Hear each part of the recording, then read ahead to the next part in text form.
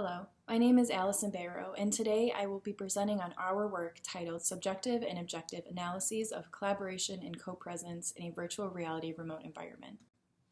Collaborative scenarios have advanced from simple co-located tasks to increasingly more advanced remote efforts worldwide, especially during the pandemic.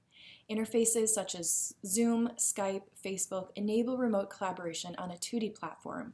However, many researchers report a large drawback given collaborators' lack of shared space.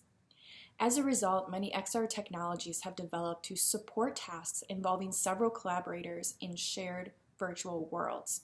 For example, work by Lee and colleagues explored the development of a live 360 panorama video with mixed reality cues to allow one user to share their screen while another user watches in VR.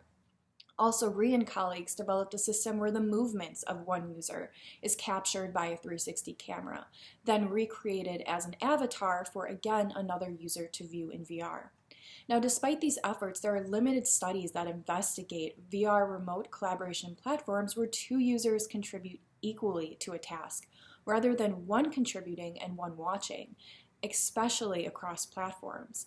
Finally, many studies only report evaluations from questionnaires and do not consider objective evaluations from physiological data sets, despite large literature reporting that measures such as galvanic skin response is an indicator of arousal in VR.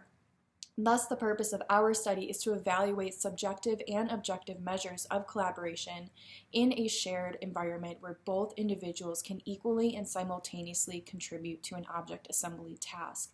We hypothesize that collaborative environments using a virtual reality head-mounted display increase the spatial presence and arousal compared to a PC. In this study, the application Spatial 3D was used to provide a collaborative remote environment. An Oculus virtual reality head-mounted display and a computer PC was also used.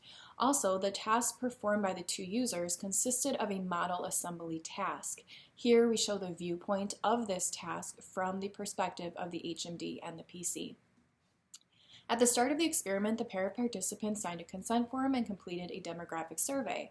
We then separated the subjects into two different rooms, thus enabling the remote collaboration scenario. One subject was prepped with galvanic skin response sensors on the palm of their non-dominant hand, and next the subjects completed two practice sessions using the PC and the HMD.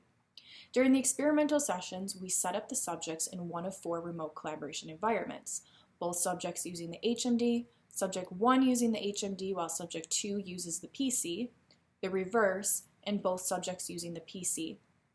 The subjects were asked to collaboratively reconstruct a 15-piece model as quickly and accurately as possible.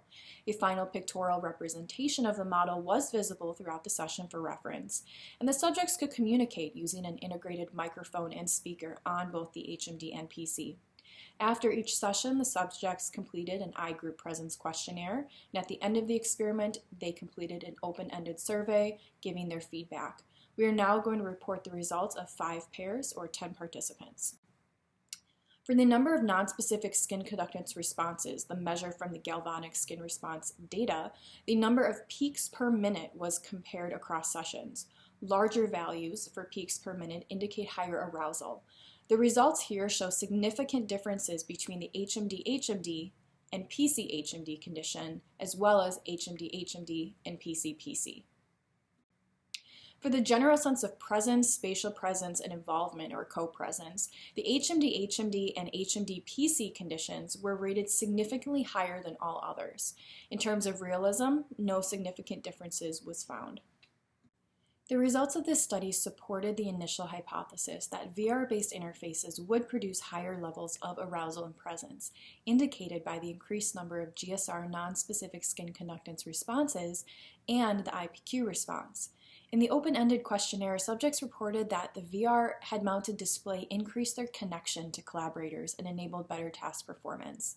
However, there are some limitations when working on these platforms. When using 3D spaces on computers, the users cannot see the depth as they do in immersive virtual reality environments, and this may restrict their freedom of interactions. Also, only one application spatial was studied in this experiment. Future work will include more participants and other physiological measures such as electrocardiogram. Thank you for your attention.